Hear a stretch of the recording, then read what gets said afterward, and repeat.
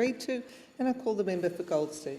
Thank you, Deputy Speaker, and it's a great privilege to be able to speak on this motion, but also to clarify the debate and the intent, because unfortunately what we've just heard from the aspirant Leader of the Opposition, the People's Choice, our previous Speaker, has been that he's more interested in the terms and contract.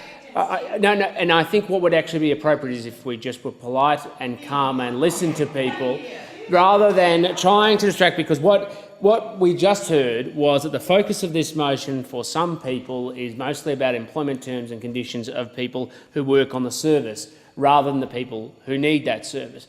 A number of members sitting opposite are 100% right. This is actually about people who experience the tragedy of sexual violence or sexual assault and family violence, and making sure they get support and care they need.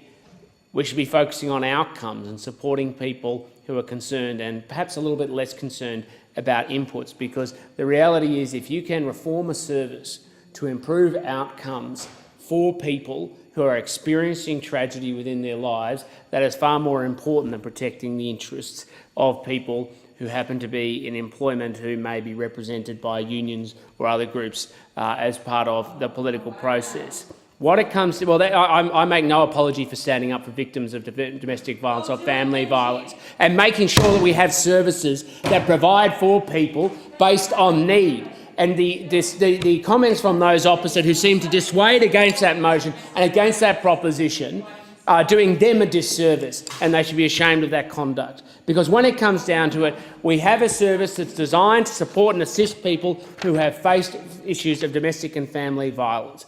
They need support, and that is the fundamental focus of the reforms that have been proposed by this government, which is to make sure that we get the best outcomes for those people, and making sure that non-profit organisations who are able to provide those services to those people who are victims of violence meet the best standard.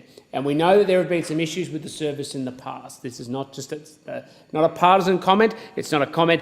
It's a reality that has prompted the government to take action and to make sure that the non-profit organisation Medibank Health Solutions has accepted the invitation that from October 2017 that they will work to make sure, with various other community organisations, provide the support and care necessary for people who are victims of domestic violence. Now, it's critically important that those services are provided in a sensible and rational and private and confidential way, because as many of those people in this chamber on both sides of the parliament know, is that people who are experiencing issues of family or domestic violence or issues of harassment need privacy and confidentiality. And that's why the new arrangements that are in place for the privacy of callers will be upheld, and it's been the contractor has been advised that it takes the privacy of calls very seriously and complies with all Australian privacy legislation and policy. And that's fundamentally a good thing, because that's actually about a policy that focuses on outcomes and improving the assistance and care provided to people who are victims of domestic and family violence. The law will also focus on concerning the protection of confidential counselling communications, and it's not changed. And all trauma counselling service providers are subject to the same legal protections and requirements concerning the production of confidential records of communication with the victims of sexual assault.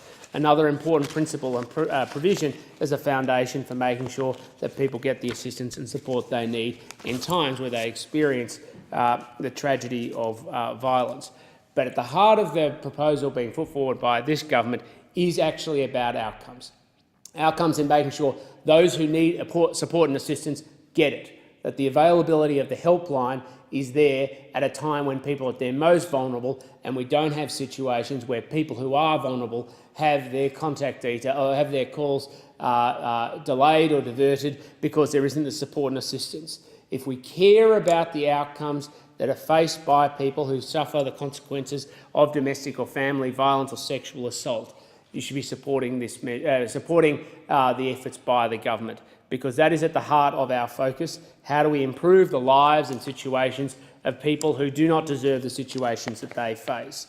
And it's always disappointing that we see that being turned into a partisan political proposition focused on the interests of those people who have not always delivered the best outcomes in the past. Thank you, Deputy Speaker.